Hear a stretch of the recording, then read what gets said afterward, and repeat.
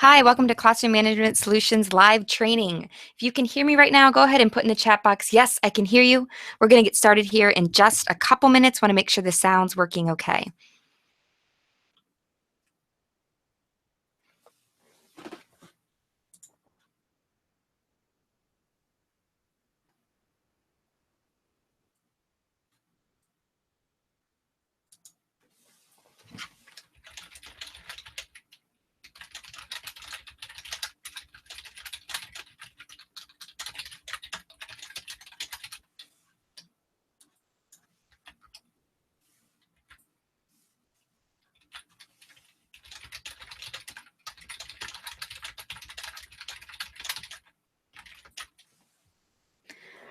Awesome. Looks like everyone can hear. That's awesome.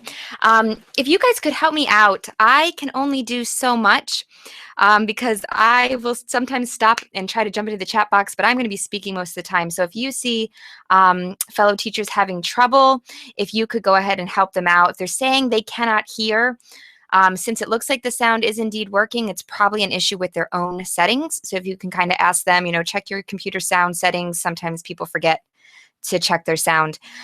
Also, and I can't help them because they can't hear me.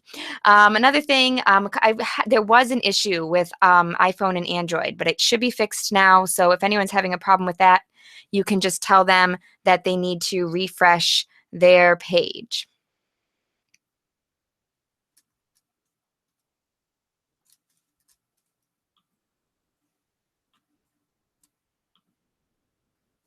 All right, looks like we had just a tiny bit of a glitch there. Hopefully that won't happen very much, but if it does, just hang on and I'll be right back.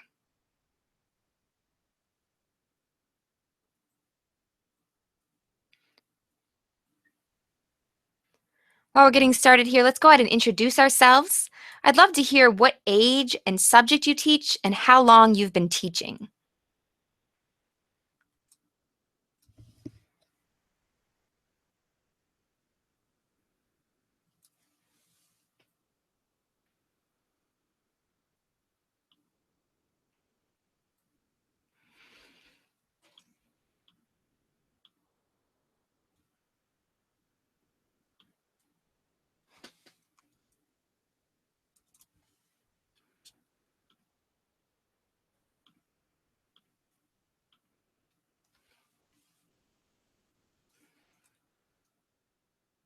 Awesome. Wow, the chat box is going so fast we can hardly keep up with it.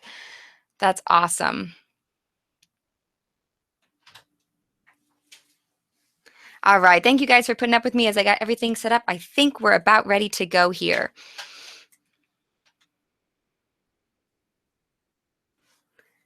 And once again, if you haven't done so yet, feel free to sign in to the chat box. It'll move pretty quickly at times. It'll move more slowly at others. But it's awesome just to see everyone so much different in variety and location, and that's just awesome to see. Once again, if you're just joining us, we're introducing ourselves, saying how long we've been teaching and what ages and subjects we teach. This webinar is for all grades, K through 12. Preschool will get some help there too, designed for K through 12 though. And we're really excited to get started. All right, I think we already covered this, but hopefully everyone can hear. If not, please help everyone out. All right, if you guys don't mind, I'm going to pause and pray here just for a moment, just to kind of collect my thoughts and ask God to guide this time. Father, thank you so much just for this opportunity, for the technology we have that just lets us communicate and just be here at the same time from all around the world. I pray that you will just bless my words right now. Please give me words that will be helpful for these teachers and help them to be able to apply it to their classrooms and see changes right away. In your name I pray, amen. All right, let me ask you this. Have you ever felt like your class is out of control? Like no one is listening to you? Or perhaps like you just don't know what to do? If so, I want you to know that you are not alone. So have I. My first year teaching, especially, was particularly rough. I thought I was ready to go, but I remember just being a couple months into the school year, right around this time of year and just realizing things were not going the way I thought they would.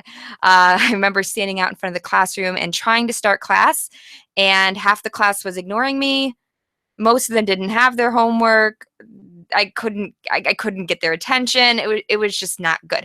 And got to the point, some of you guys read this in my email, my principal called me into his office, said, "Sure, every bit of authority you have and figured this out." And I remember going home and just thinking, I have no idea what to do, and praying about it. And I'm so thankful that God brought some awesome mentor teachers into my life, some resources, some books, and really just helped me figure out what I needed to do to turn it around. And that's why we are here today, because I want to share some of these lessons that I learned with you and give you some encouragement that if that's where you are right now, you do not have to stay there. So don't feel like you're stuck. You absolutely can learn to turn around your classroom. We're going to be talking today about a 5-step plan to do exactly that, to regain control of your classroom and to get you smiling again. Because when you're struggling with classroom management, it's no fun being a teacher. Your kids are having trouble learning.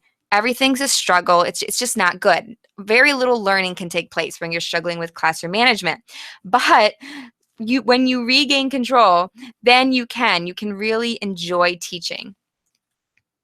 A little bit about me in case you aren't familiar with me. My name is Linda Cardamus, and I am the founder of Teach for the Heart, if you've been following it for long. If not, glad to have you now. I started out, I felt God led me to write the book, Create Your Dream Classroom, which shares some of the lessons that I learned as a teacher in just a nice, easy to read format, perfect for the summer or just kind of a daily or weekly encouragement and practical ideas. That's a little bit about me, but this webinar is not about me. This training is about you. And as I said, we're going to talk about how to regain control of your classroom. In particular, we're going to talk about how you can get attention in just 3 to 5 seconds, why students aren't following your procedures right now and what to do instead, and a simple technique to transform your interactions with that student. You know who I mean, and so much more. So I'm excited to get started. And if you stick with us for the whole webinar, at the end, I'll give you a certificate that you can turn in, hopefully for some PD or continuing education credit as well. All right, I'm going to give you just a second because you might want to grab a pen and some paper and take notes as we go through here. All right, let's get going. Step 1. First thing you need to do to turn around your classroom is to find the right demeanor. Let me start by asking you a question. Should you, as a teacher, be kind or strict? Go ahead and type what you think into the box.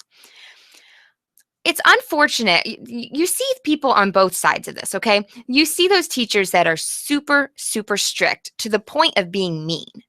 And maybe they have control of their classroom, but they don't have a lot of respect. I'm so glad we're seeing a lot of the right answer. Yay. But on the other hand, sometimes we see those strict teachers and we say, I don't want to be like that. And so we revert to the other side and we say, I am not going to be strict. I am going to be a kind teacher that my students can relate to and really develop that rapport. But if we're only focusing on not being the strict teacher, then we run into problems too, because we aren't dealing with problems and our students end up running over us. The key is that you have to be both. And I'm so glad so many of you recognize that. You have to be kind and firm. There's no problem with being both. It's not an oxymoron. So as a teacher, you should be nice. Your students should like being in your class. You should be personable. Your student, you shouldn't be a robot up there. Professional doesn't mean robotic. You should be personable. Understanding. When your students are struggling, when they don't have their homework, that's not the time to beat them over the head. You should be sympathetic and understanding, and hopefully even fun to be around. It's okay for your classroom to be fun. It should be fun. Enjoy your personality. But at the exact same time, we need to have high expectations and hold our students to them. We should deal with issues as they come up and we should not be a pushover. And we're going to talk in a lot more detail about exactly what this means, but I just wanted to start out by explaining and just kind of putting this paradigm in front of you that you can be both kind and firm. It's not, sometimes, especially as we're starting out, we think we have to pick one or the other. And just at the beginning, I want you to understand you have to be both. Here's a couple mindset shifts that come when we start to understand that. The first thing we realize is that we're not trying to be our students' friend. This is a mistake we make sometimes when we think, I really want my students, it comes from good feelings or good desires. It comes from the desire to be there for our students, to have that strong rapport, to have them want to come to us for help. But the problem is when we try to be their friend, do friends give you homework? Do friends expect you to be quiet when they're talking? I mean, they do, but do friends give you detentions? Do friends, I don't know, that's just not the friend relationship, right? A teacher-student relationship is not a friend relationship. Instead, try thinking about this. Try thinking of yourself as their mentor. Now, a mentor is still incredibly involved in the mentee's life. They're there for give advice and guidance. They care about the student or the mentee, right? But it's a different relationship. The mentor is pulling them up, out of them, guiding them. They're on different levels as far as position. So don't think of yourself as your student's friend. Just make that little mindset shift and start to see yourself as their mentor. This is especially important if you teach middle school or high school students. Make that shift in your mind. So what does that look like? One of the differences it makes is you stop worrying about being liked, and instead you focus on being respected. There's a big difference there. If we're focusing on, we obviously want people to like us, but if we're worried about that, if we're thinking about that as we're teaching, we're going to let a lot of things go that we shouldn't go.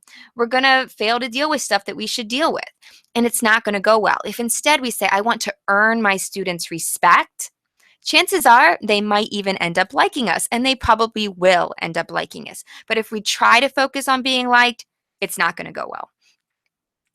So let's stop and think about this for just a second. What do you need to change right now, starting tomorrow, about your demeanor? If you have something in mind, go ahead and put it in the chat box right now.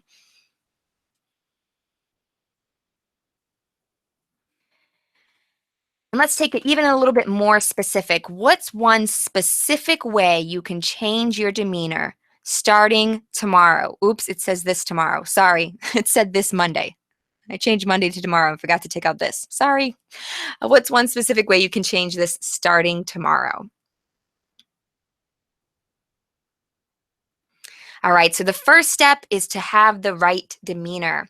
The second step is to develop systems that get students' attention and eliminate distractions. Let's talk first of all about getting students' attention. How many of you are familiar with call and response sayings? If you aren't, this is the most incredible and simple way to get your students' attention. You know what I'm talking about when students are working in groups or it's the start of class and you're trying to get their attention and they're all just talking. I have to tell you, when I was teaching, I tried everything. I I tried the flipping the lights. I tried the raising the hand. I tried the not to wait, just waiting, standing there and waiting. And it all worked a little bit, but none of it really worked that great until I came across call and response or class response sayings. And these are fantastic. If the way that they work is you teach, and you have to practice this with your students, which we'll practice that in a little bit. But, oh, I'm sorry, this broadcast is not broadcasting very clearly. I really apologize about that. I might have to get you guys some of these slides, but I'll read some of these to you. Basically, the teacher would say something and the class responds. So, for example, the teacher would say, class, and the class responds, yes. Or another one of these is all set, and the class responds, you bet. And what happens there is that's different than everything else. When you flick the lights, stand there and wait, raise your hand, ask them to stop talking. You're asking them to stop, but you're not giving them anything to replace what they're doing. But when they have to respond, yes, that automatically breaks off their conversation. Now, what you do after you get their attention, we're going to talk about later, but it should quickly get their attention if you practice it. So try that. If you've been having trouble getting your students' attention, try making them respond, because when they respond, or even if it's a clapping or something, it cuts off what they're doing and refocuses back on you. So that's a quick and easy way to get attention. But what about eliminating distractions? Well, there's a lot of different ways that you can eliminate distractions. And if you have a system that's working for you, that's fantastic. But a lot of you here, I'm guessing, don't have a good system. And so let's take a look at some of these options. Option number one is whole brain teaching. Now, whole brain teaching is an entire system of management and teaching, and I'm not going to go into the whole thing, although I do go into it a little bit more in Classroom Management 101. But whole brain teaching has some amazing elements. Call and response sayings are just one of them. But you can use call and response sayings not just to get attention. You can also use them to reinforce rules. So for example, rule 2 in whole brain teaching is raise your hand for permission to speak. So what you do then is when a student talks out, let's say George just blurts something out, you say out loud, rule 2. And you've trained your entire class to respond, raise your hand for permission to speak. So the entire class out loud says, raise your hand for permission to speak. And in elementary, maybe there's even a hand motion to go with it. So what happens there is you haven't even had to give out any consequences or anything, but the whole class immediately is remembering what the rule is, and you just quickly reinforce the rule and get everyone back on track. And I've had so many teachers say that they go so well.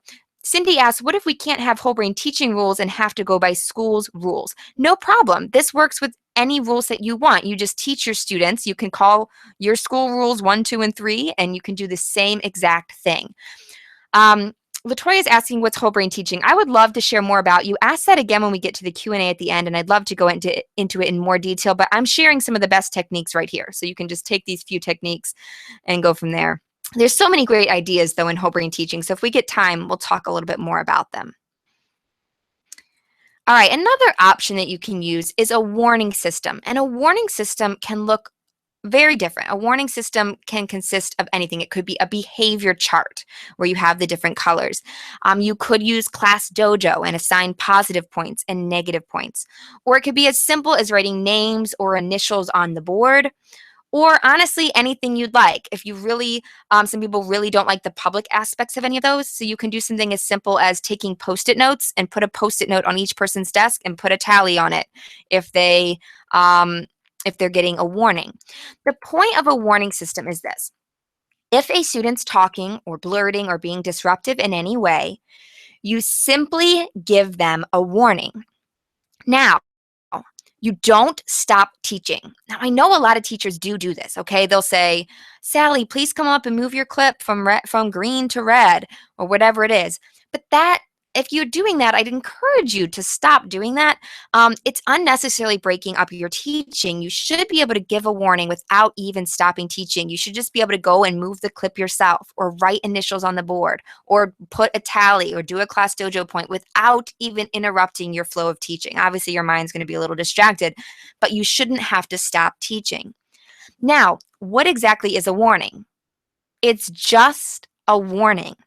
And that's the beauty of the warning system, is that you can give students individual feedback. You can basically say, Greg, stop talking, without saying a word, without stopping teaching, and without there being any actual consequences. But they're realizing that you see them, they need to stop. You give consequences only if students get a certain amount of warnings in a certain amount of time. I taught middle school, and honestly, I just made it if they got 3 warnings in one class period. I wanted to make it pretty hard to actually get the consequences. I did not want to be giving out consequences left and right. So I made it pretty hard. You had to get 3 warnings in a 40-minute class period. If you're doing that, you're basically just ignoring all of the instructions I'm giving, right? So you need to be ready to give consequences if students aren't aren't heeding your warnings. Otherwise, the warnings are pointless. But the goal should be to hardly ever actually have to get them. Here's why I really liked a warning system. And honestly, this is the one thing that really helped turn my classroom around in the middle of the year. I love that there's individual responsibility. You know, when you're standing in front of the class and going, class, please be quiet, please stop talking, class, and you're getting more and more angry, it really doesn't do so much good, right? The good kids are listening, and the kids that are causing the problems are just ignoring you, and it just doesn't work well. When they see their name or you come to them, it's individual responsibility. They realize, oh, okay, I need to stop. I also love that it curbs behavior without nagging or punishing. If you feel like you say stop talking a million times a day, try this. You don't have to say anything. You're just giving a warning. And it really does get rid of the nagging. And like I said, you rarely have to give consequences. At first you will, but once my students got used to this system, I think I gave consequences out maybe 5 to 10 times a year. And I had 100 students a day, over 100 students a day. So it really works out well.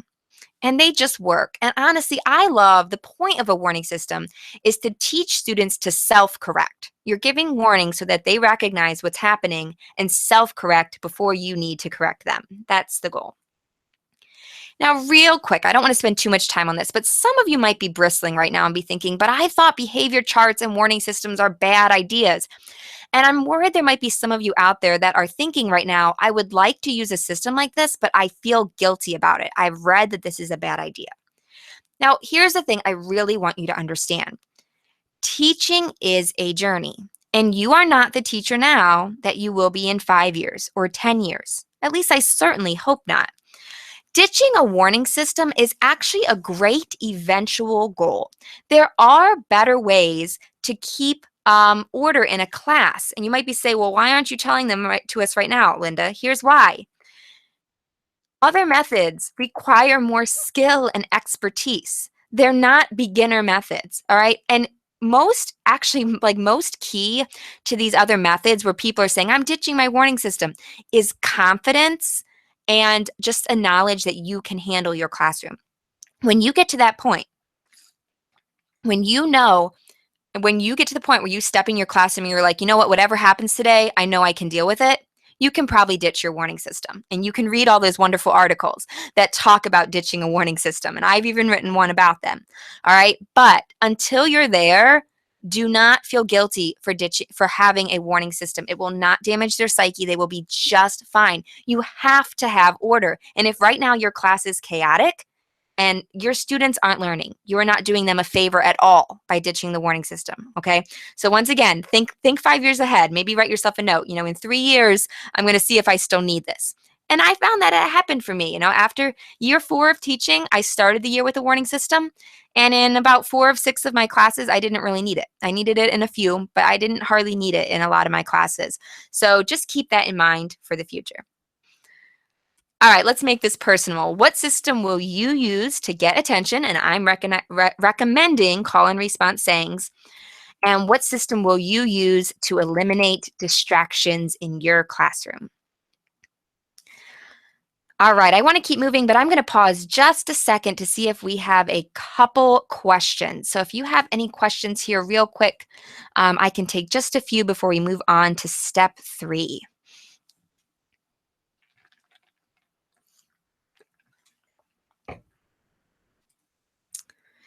Step 1, of course, was to have the right demeanor, and remember being kind and firm. Step 2, think about your systems that you're going to use to eliminate distractions and gain attention. If you don't use a warning system, how do you give consequences? Yet that's the thing. That I'm not going to go into that on here. I'm sorry. If you stay on the end, I can point you to some articles. It just takes once you get to the point, you'll have confidence. You can really just deal with it more naturally, kind of logical consequences and things like that. What do you do with students out of their seats constantly? You can use these same systems. You can have a rule. You can use whole brain teaching, say rule 2, or you can simply make that an offense. But actually, I teach that as a procedure, and I'm about to teach you how you can handle that. Couple people ask about consequences. The best thing about consequences is it depends on your school and your situation. So we could brainstorm a ton of consequences right here. In my school, I actually ended up using like discipline essays and sent like that you'd copy this paragraph, but I don't necessarily recommend that. It's just what worked in my school because the detention was 2 hours and $20. So it was kind of a bigger offense. So it really just depends on your school. So my recommendation is talk to other teachers at your school about what is appropriate at your school. Every school has a different kind of culture about what works for your grade level and your school. But just get creative. Just remember too, some schools are against consequences. So if your school is against consequences, what you can do is establish rewards or privileges and then not grant the privileges to the students. So it's basically this still a consequence, but it's worded a little bit differently. And so that sits better with some administrators. All right, you guys have so many great questions. Hold on to them. Hopefully, Lauren, my assistant's capturing some of these great ones. But we're going to move on and hopefully get some more at the end. But I don't want to run out of time. So step 3 is to shake up your problem areas. And I love the classroom shake up. It's so fantastic. Here's the question I want you to think about right now. What situation, circumstance, or routine is causing you the most problems? Someone just mentioned people getting out of their seats. Someone asked real quick, can we have a high school example? These work for high school. I taught middle school and a little bit of high school, so this works.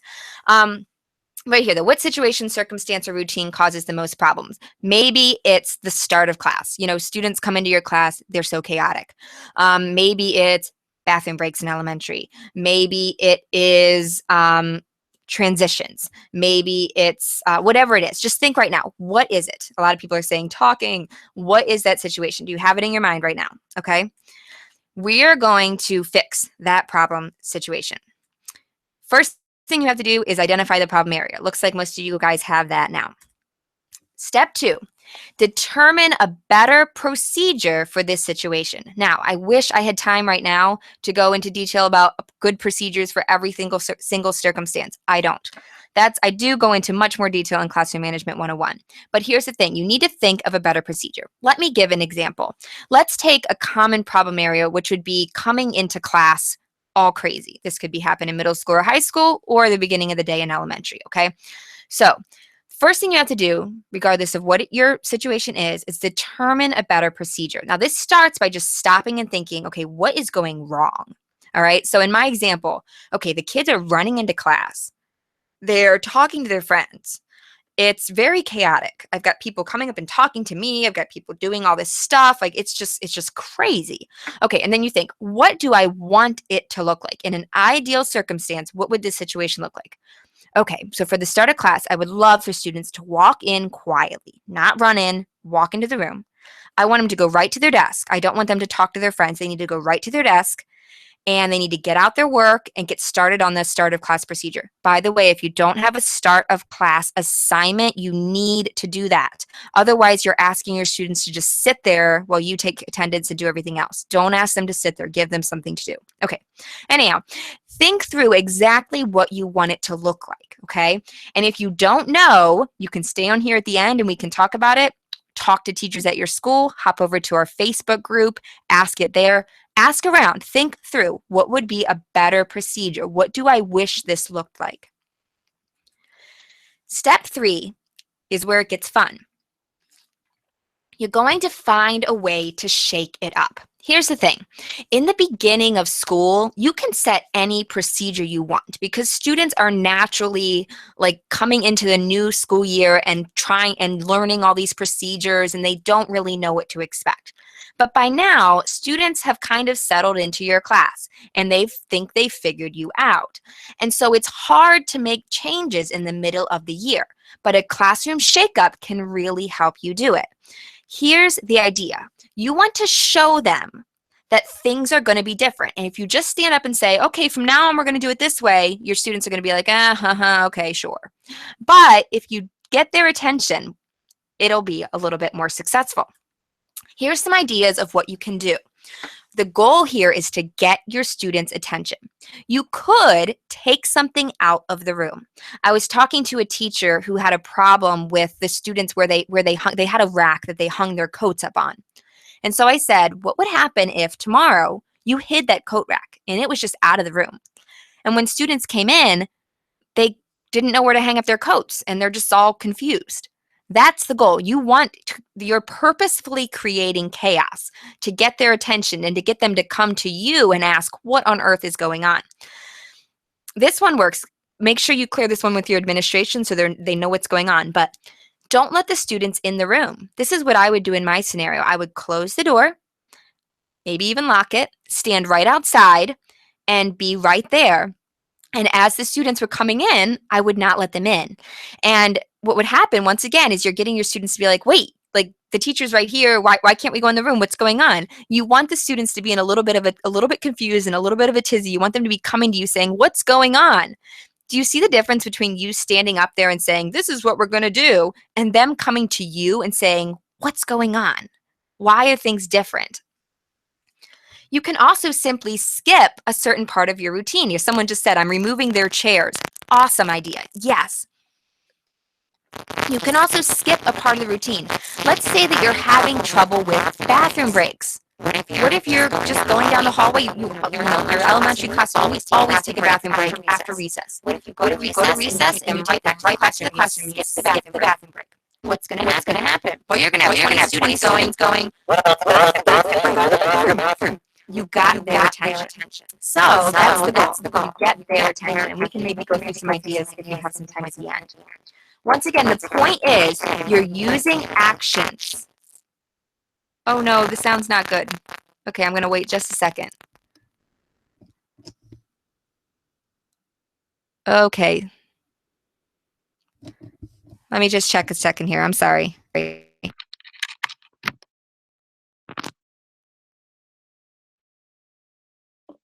All right, can anyone hear me now? Okay, if you guys could help me out, can you let me know where I was when the sound started getting bad? I'm so sorry. I'm going to wait just a second because you guys are a couple seconds behind me, so I'm going to wait for someone to tell me where I was because I don't want to miss this because you're right, this is very important.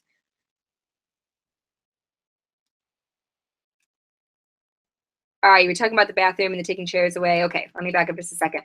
The other thing I was saying, you can skip a part of the routine. So I said if you're coming into the bathroom, you could simply go right from recess straight to the room. And what's going to happen is you're going to have 20 kids going, oh, we didn't take a bathroom break. What do we do? You know, Mrs. Jones, what's happening?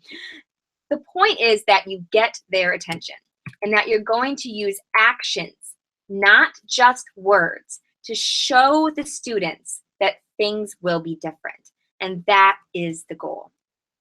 So far, we found our problem area. We figured out a better procedure. We found a way to shake it up. The next thing we're going to do, though, is to teach the new procedure. Now, this is key because right now you have their attention, right? All eyes are on you. They're ready to listen because they don't know what's going on. They're confused. You have their attention. Now you have to seize that opportunity. And listen, you can't do a classroom shakeup every day. This is only like a once or twice a year thing, right? So you've got to seize this. The first thing you need to do is explain the procedure in detail. If you just simply say, all right, we've been coming into the room incorrectly. Let's come in correctly from now on. Are they going to learn anything? No, they don't know what that means. You have to tell them. Now, as an aside, please do not use this time to lecture on how bad they've been, to yell at them. No, none of that. We're simply going to calmly and insistently insist, is that a word? Insistently insist that they follow the new procedure. So let's say I'm gonna role play this for you. All right, I'm standing at the front of my door. All the kids are in an uproar. What's going on? Why can't we get in? I'm gonna get their attention. It's gonna take some time. Remember, this is purposeful chaos to avoid it for the rest of the year, right? I'm gonna get their attention and I'm gonna say, the room is shut because we have really been struggling when we come into the room. Now that is my fault. I have not taught you correctly how to come into the room, but that changes starting today. Here's what I need you to do. I'm going to open the door. You are going to go quietly right to your seat. You're not going to go talk to your friend. You're not going to go sharpen your pencil. You're going to go right to your seat. When you get to your seat, you're going to get out your homework. You're going to get out your book and start the start of class assignment. And you're going to get everything else off your desk. Are there any questions? You answer the questions. Okay, let's do it. Do you see how I gave such specific details? Step 2 is to practice it. And that means you're actually going to do the procedure. So you're going to say, okay, here we go. And you're going to open your door and they're going to go in. Now, a lot of you got these 2 steps down. You explain, you practice.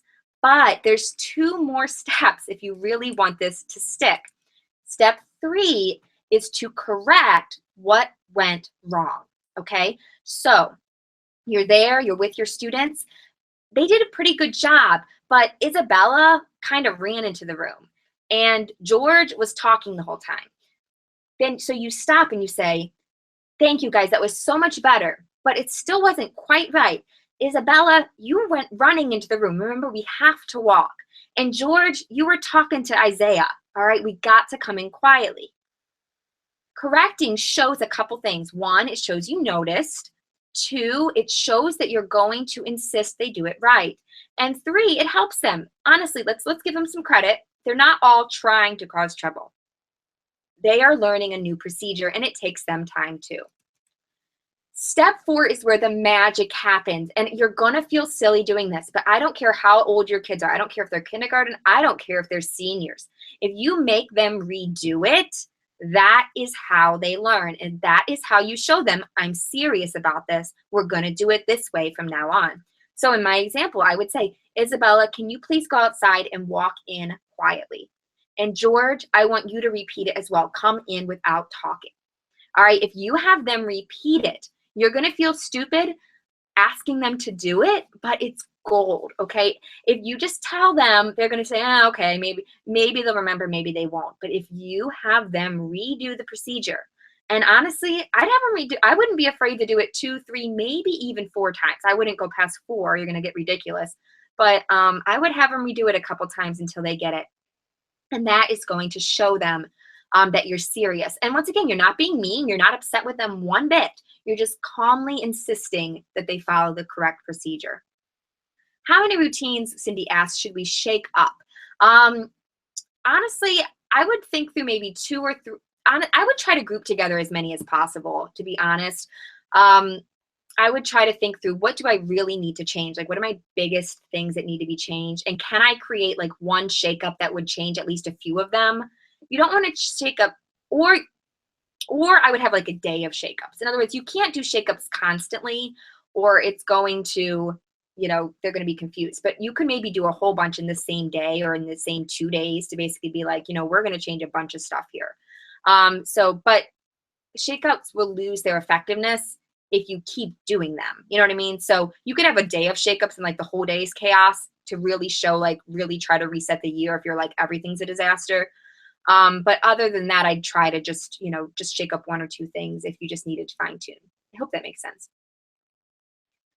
What if my students like redoing the procedure? Nicole, the question is though, are they doing it correctly the next time? Like if they're just being silly and purposefully not following the procedure, then you have another issue. I would pull them outside and kind of just be like, listen, like, do I need to give you consequences for not following this procedure? I need you to do what I say. If they're like basically just refusing to obey. But honestly, the redoing isn't a punishment. It's just getting them to do it right. So if they're redoing it and they're redoing it right, I wouldn't worry. But if they're like refusing to do what you say, then I would deal with that as disobedience and I would kind of talk them about that first, like be like, wait a second, are you really just going to disobey? I would try not to make it big confrontation, but I would kind of just be like, seriously. And then if it needs to be a confrontation, then it needs to, if they're like refusing. All right, so we have our shakeup, we have our new procedure, it's going great for a time. Inevitably, someone will mess up. All right, so you practice the procedure, the students are coming in very good. The next day, someone's going to come in and they're going to run, or they're going to go talk to their friend before going to their seat. Here's the key going forward. How are you going to get this new procedure to stick? You have to deal with problems while they're still small. And I will tell you, this was my biggest mistake my first year of teaching.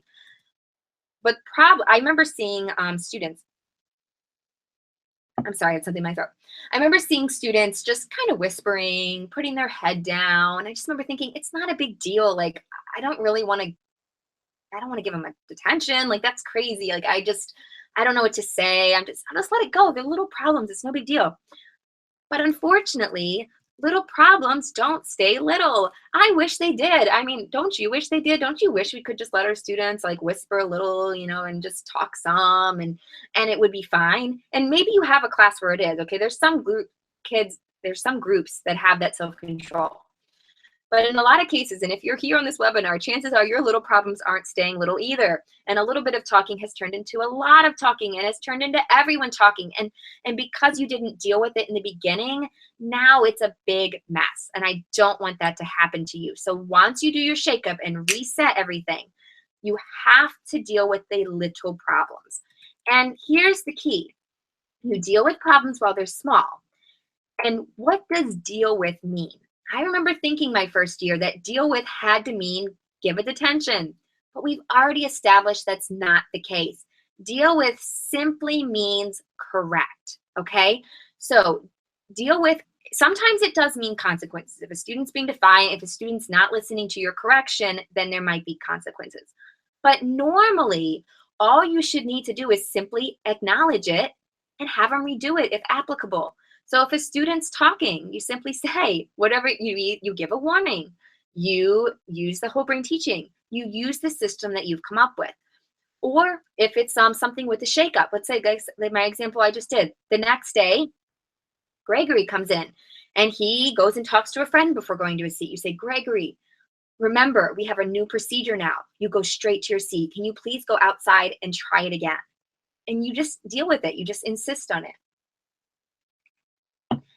Here's the thing about when you insist on it, when you deal with problems when they're small, not only are you having the students redo the procedure, that's where the magic happens, but it's not because you're making them do it again. It's because the intangible message you're sending to your whole class. You're sending your class this intangible message that when I say we're going to do something, we're going to do it. I'm going to hold you to that expectation. I'm going to insist on it. I'm not going to be mean. I'm not going to get upset when you don't do it. You're just going to do what I say. We're going to learn together. We're going to have an orderly class. It's just the way it's going to be, and I'm going to insist on it. And when you send that intangible message, things change. And it contrasts that to maybe the message that you have been sending.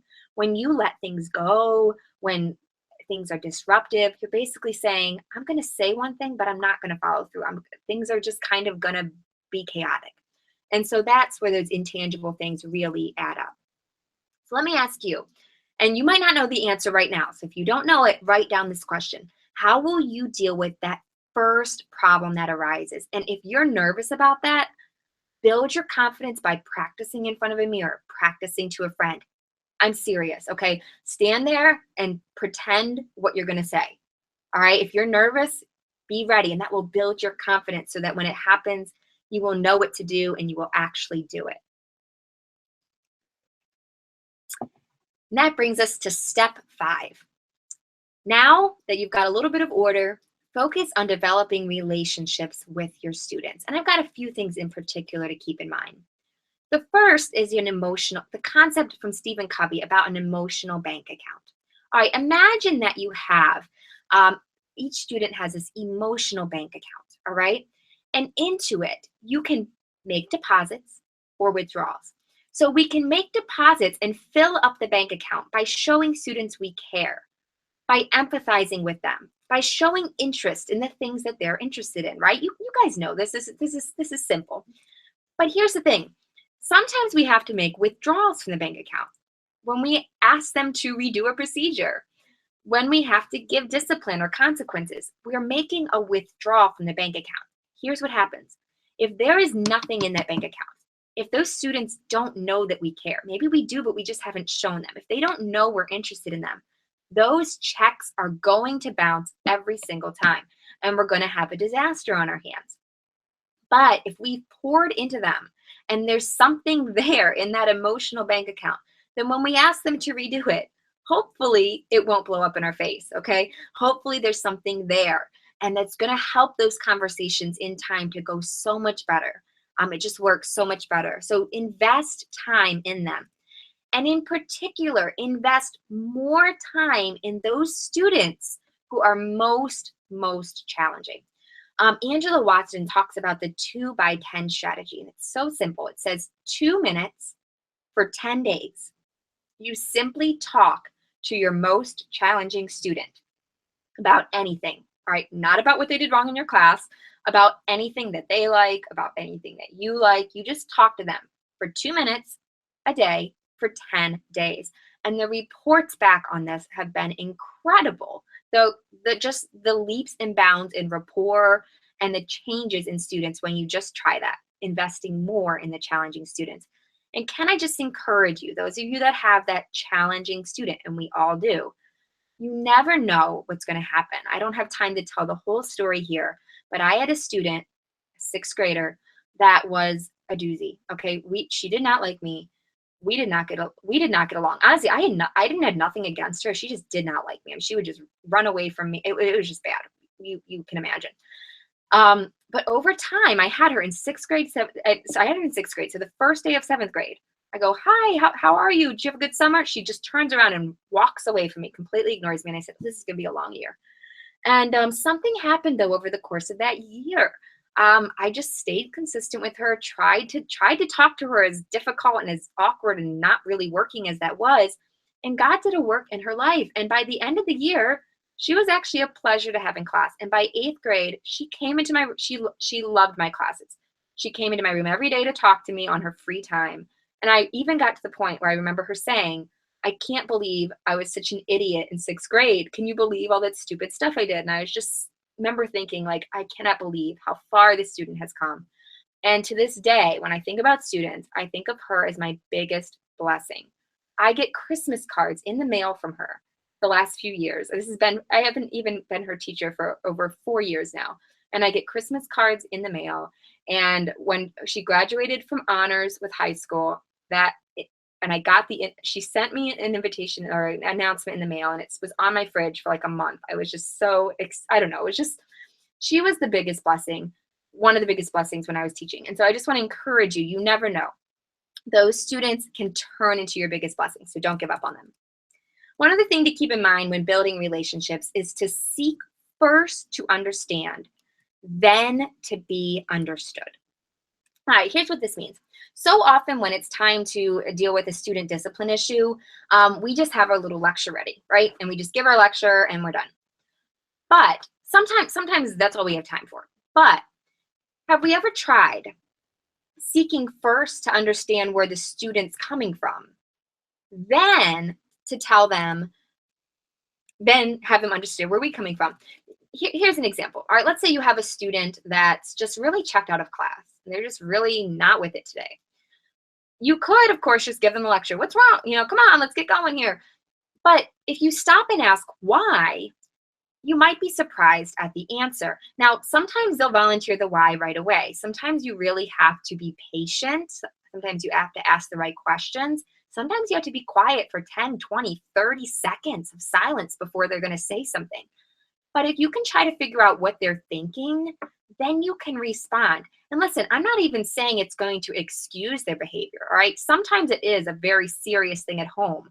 But sometimes it's just something like, I'm mad at my friend because she did this and I just can't think about it. Well, don't you think, though, that you can have a better conversation with that student now that you know she's having this issue with her friend? You can deal with the real problem rather than just giving them a lecture about class, which, let's be honest, it's going to go over their head because that's not even what they're thinking about. And they're just going to think, oh, she doesn't get it. So if you can stop and find out why, then you will be amazed at how much deeper the conversation go and how much you can actually deal with the real problem. Honestly, it can be the difference between this conversation and this conversation. So try that. Just think that next time that you're dealing with a student discipline issue. It takes time to really get used to the technique, but just ask yourself, let me try to understand where this student is coming from. And once I know where they're coming from, I'm going to be better able to counsel them and or to even like address this issue with them when I know where their head is at, when I know where they're coming from. So what can you do tomorrow that will start building stronger relationships with your students? So far we've talked about finding the right demeanor. Then we're going to develop a system to get attention and keep it. We're going to shake up our problem areas, deal with problems while they're small, and build strong relationships with our students. If you do this, you are going to see improvements. I almost guarantee it. But here's the tough thing about classroom management. Great classroom management is very nuanced. And unfortunately, one missing element can throw everything off. You know, I have teachers email me all the time. Many of you have emailed me, and sometimes it's like, great, I can give them a response. But sometimes in their question, you can see, or in the Facebook group, you can see that there's a lot more going on there. Okay, so someone will ask me a question and about their class or their students, and I'll realize, you know what, like this is not a quick answer. I can tell you a couple things, but there's no way I could explain in one email all the things that you need to understand. For example, if you're lacking confidence in your ability to manage your classroom, that screams to your students. If you don't, there's so many things you can do to prevent problems. And if you're not doing the things you can to prevent problems, you have a lot more problems to deal with. If your classes aren't exciting and engaging, it's going to be tough to get kids' attention. If you don't have good procedures, there's just so much. And I've tried to share as much as I can up to this point, and I've got a little more to share. But there's just only so much that can be done in 1 hour. And like I said, sometimes there's just, when I talk to people, I just want to say, oh, I want to share so much with you, but there's just no way I could write an email long enough to explain to you all the things I need to do. And so that's why I created Classroom Management 101, which is an online course that has everything you need to know in one place. Classroom Management 101 is a complete organized system so that you don't miss any of those crucial elements of classroom management. And what it does is it guides you step by step to help you develop and maintain a strong classroom management system. Now here's how it works. In Module 1, we talk about developing the right mindset. In Module 1, we talk about developing the right mindset. Module 2 is about preparing your plan. So this is where we go into way more detail about the plan and exactly how you can develop it. In Module 3, we talk about preventing problems, which is huge, and I hardly even got to get into today. There's so many things you can do to prevent problems from happening in the first place. Module 4 is about addressing problems that arise. We go into much more detail about how to handle problems like class clowns, intentionally defiant students, or just the common wanderers and blurting. Module 5 is all about inspiring or motivating your students and engaging them in your class. And then Module 6 is really fun because we talk about a lot of challenging situations and we troubleshoot them. Things like managing transitions, what to do about cell phones, what do you do if students are misbehaving behind your back, or you get a new student mid-year, all kinds of things like that. So basically, you get video lessons that guide you through each strategy. Each video is just 5 to 10 minutes long, so there's no huge time commitment here. And you can watch them at your own pace, meaning that you don't lose access. Okay, so if you start now and you can't finish it till Christmas break, no problem.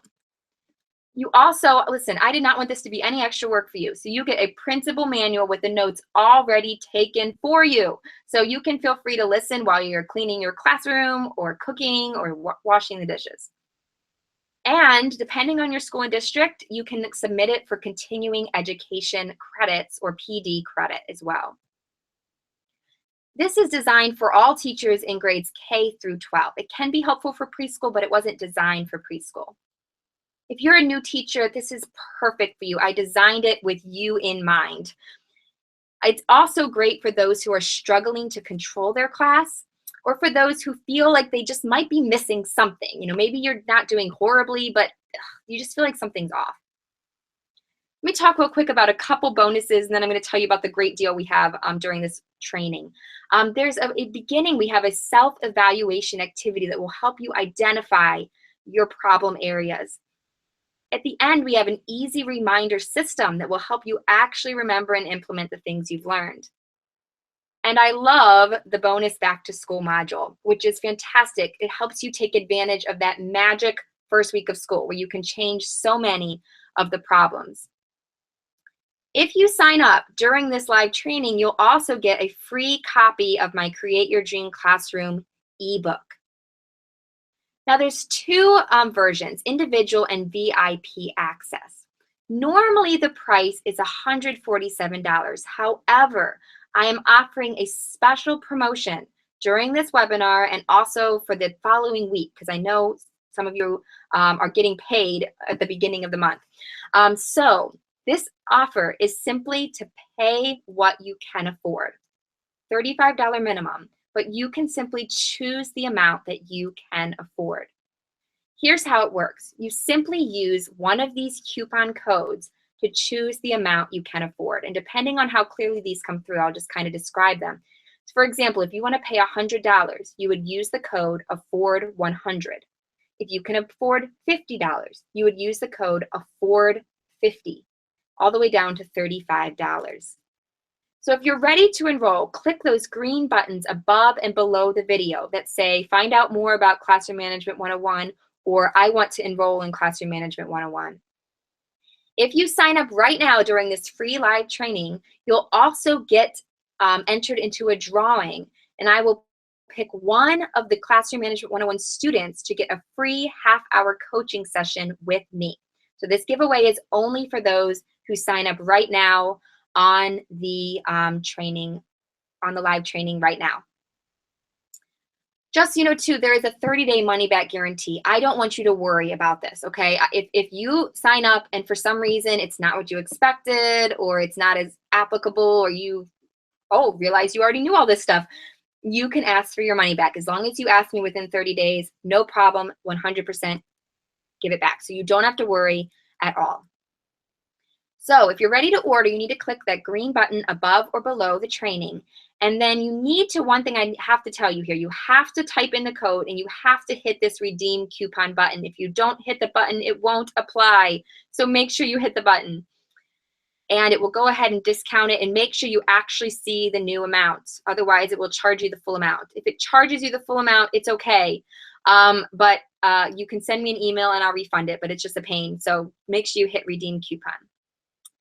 Here are the codes. Again, I'll leave them here, and we're going to take some Q&A, but I'm going to leave the codes up right here so I can have them there as I answer these questions. Okay, Carrie says, I'm confused. If I pay $35, I get the same thing as if I pay full price. Yes, the course costs $147, but this promotion allows you to pay whatever you can afford. So you can choose the amount that you pay.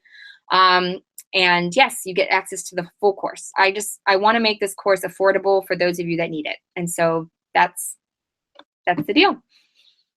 All right, how long do you have to watch the videos? You have unlimited access, so indefinitely. So you can watch them now, you can watch them over break, you can watch them next summer, you can watch them next year. So you can absolutely keep them. Candy asked if this is the end of the training. Well, now I'm doing Q&A. So if you guys had so many questions earlier. So if you want to pop them back in here, I can go ahead and answer some of them now. Danny says, what if I want to get in, but I can't pay today? If you can't pay today, that is okay. This deal will be available for 1 week. So you'll be able to get in 1 week if your paydays. I always make sure it's available through the beginning of the month, because I know a lot of people get paid at the beginning of the month. But the Create Your Dream Classroom bonus and the coaching drawing are only available if you sign up right now during the training. So those bonuses go away in about 10 minutes here, but the others, the pricing will stay. Oh, welcome new students. So good to have Jan. Welcome.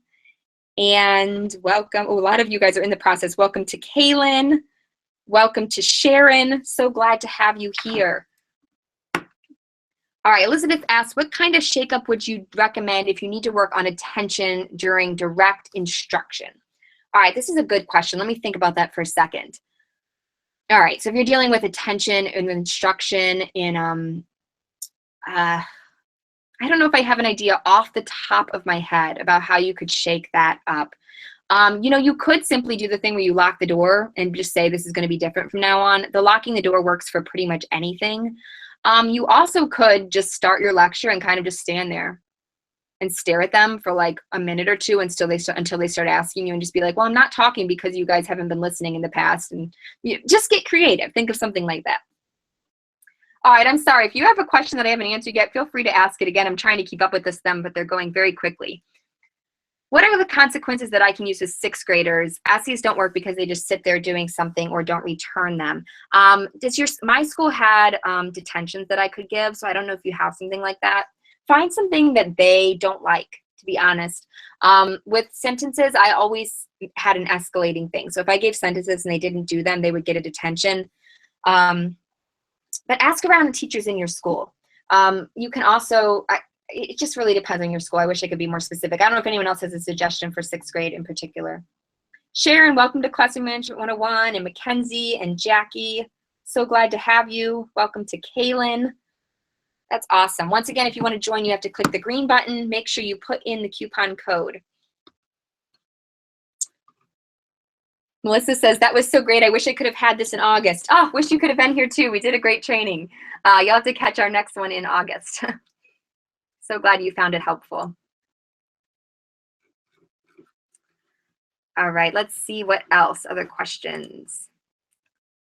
Is there a link to rewatch this later? Yes. If you come back, this will turn into a video at the end of the session. This live training will turn into a video. So you'll be able to rewatch the video on this page for 1 week. So it'll be available for 1 week. Someone asked, what if you don't get support from your administrator? Okay, this is certainly a difficult thing. All right, if you don't have support from your administrator, you've got a little bit of an uphill battle. But I would just encourage you to do what you can with the situation you have, okay? You absolutely can still manage your own classroom. You know, if you don't get support from your admin, you're going to have to be, like, it's nice to be able to have that, to be able to send a kid to an admin and know they'll deal with it. But if not, you can still deal with things within your classroom. So my biggest encouragement to you would just be to develop a can-do attitude instead of a I can't because my admin doesn't support me. It's going to be harder, but you can still do it. And talk to teachers at your school. I'm betting you there's a teacher or two at your school that's figured it out. Talk to them and see how they do it, and see if maybe they can back you up a little bit. All right, let's see here. Looking at some of these. Okay, awesome. Someone's asking about PayPal. Yes, you can pay with PayPal or with a credit card. And here is where you can get your certificate of attendance. teachfortheheart.com/certificates. Oh, so many of you guys. Welcome, Stacy. Welcome, Patricia. Welcome, another Stacy, and Erica, and Sarah, and Emily, and Elizabeth, and Robin, and Sally, and Donna, and Marcia, and another Stacy. Lots of Stacys, and Amber. So glad to have all of you. All right. It is 9:45. I'm going to stay on and answer a few more questions. I'm sorry, guys. We had a little bit of technical difficulties today. My nice mic isn't working right now. I think you're getting just my regular Mac mic. I'm sorry it wasn't working out so well today, but thank you guys for sticking with us. I really hope that it was helpful. May we email you personally for any help or advice? You can feel free to email me. My email is linda@teachfortheheart.com. Sometimes I can refer you to an article. I don't have time to give long, detailed answers to everyone, but hopefully I can refer you to something. Yes, absolutely. Yay, glad to have you, Stacy. Does this work with students with ADHD? Miss Vickers, I'm not sure exactly what you mean by this. Do these techniques work? Yes, they should help. You're going to have to maybe modify them a little bit, but yes, these techniques should work. If you're talking about the course itself, The course absolutely is applicable to all students. I do not, however, specialize in special situation like or special ed or like ADHD or learning disorders. That's not my specialty. So if you work exclusively with those students, I would say this program's not for you. But if you have a regular class and you have some of those students in your class, then I would say yes, it would be very helpful. What advice do you have with working with parents? My biggest advice with working with parents is to think win-win and to communicate. All right.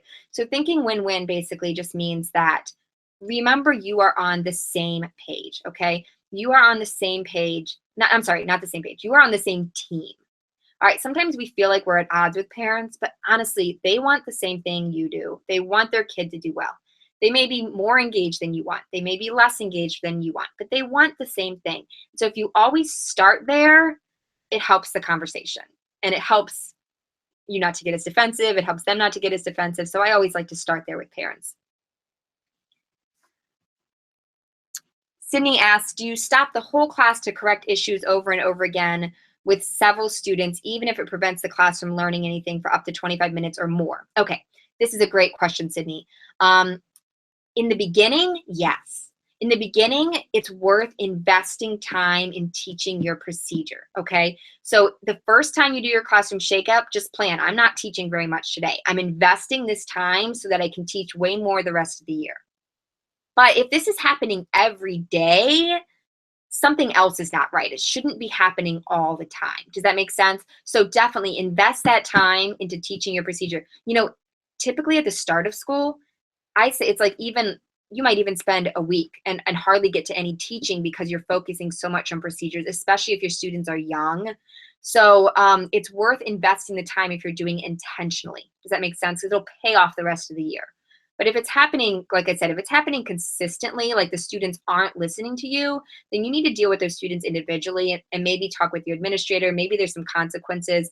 I would start developing that rapport with them. Like something's up. You know what I mean? Like if it's the same issues over and over, this is no longer a procedural issue. This is now like a disobedience issue, and you need to deal with it more seriously. Does that make sense? So if it's keeps happening, then deal with that issue.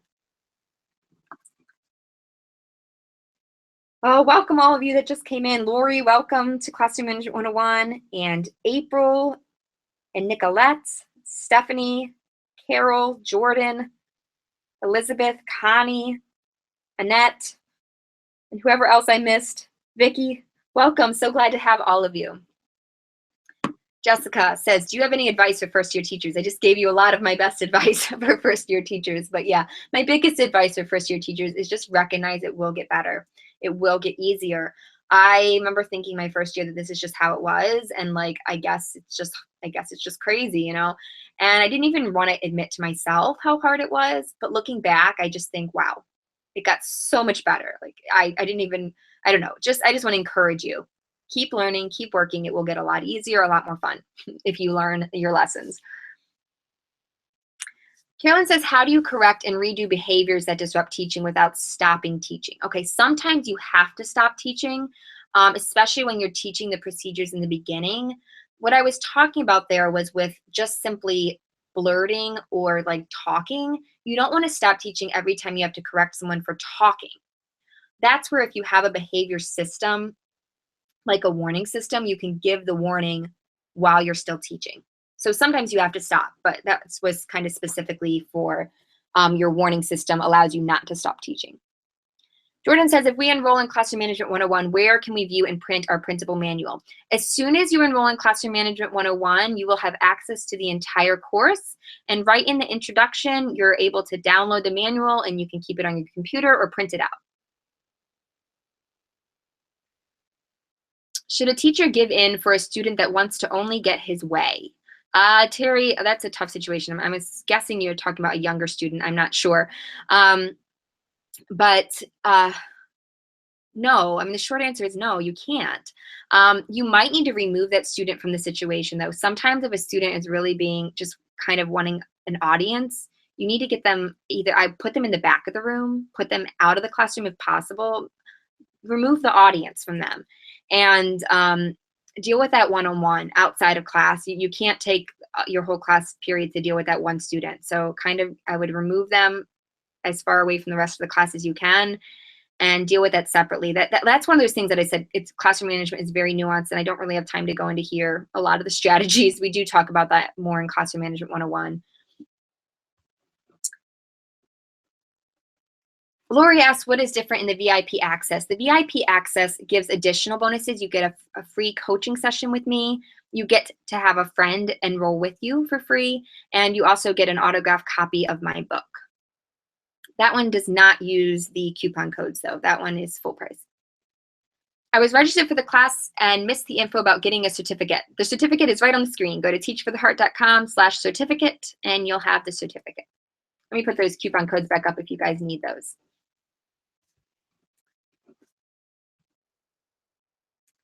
Welcome to Vicki and Kaylin and Wendy and Molly and Latanda, Lisa, Lori. Welcome to all of you. So glad to have you. Thank you guys so much for being here today. I'm going to go ahead and stop the live training here, but I'm going to stay on and be here in the chat for a few more minutes to answer any of these questions that you have. Once again, this discount will be available for one more week. If you need to talk to the husband or get some funds together, that's no problem. Also, though, the bonuses, the Create Your Dream Classroom bonus and the entered into the drawing for the coaching call, I will leave those available for about, let's say till about 10:30. Okay, so if you sign up in the next half hour, if you're still going through the process, it's no problem. You can still sign up and still get those bonuses for the next 15-20 minutes or so while you're still going through that process. If you run into any problems, send me an email at linda@teachfortheheart.com. And also, I had one other thing to say. I forget what it was. I'm sorry. Oh, if you're looking for the bonuses, I'll be sending out all the bonuses tomorrow. So the bonuses will be on their way. I probably will not check my email tonight. I'll check it, but it'll probably be a little overwhelmed, and so I'll probably get to the email tomorrow. So if you accidentally overpaid or something went wrong, send me an email. I will get back to you, but probably not tonight because we all need our sleep. All right, guys, thank you so much. I really enjoyed being here. Thank you so much for being here. Once again, if you need help, you can send me an email, or I'll stay in the chat. If I haven't answered your question yet, you can just keep asking it. So just feel free to keep asking. All right, I see one last question people are asking. Do you make all students redo a procedure if only a few are not doing it correctly? Probably not. It depends on the procedure. I only normally would make the whole class, have the whole class redo it if a bunch of things went wrong, like if it was a lot of the class went wrong. Otherwise, if possible, I'd only have 1 or 2 students redo their little part. Just use your judgment on that. It's better to just make them redo it if it's the first time you're teaching it.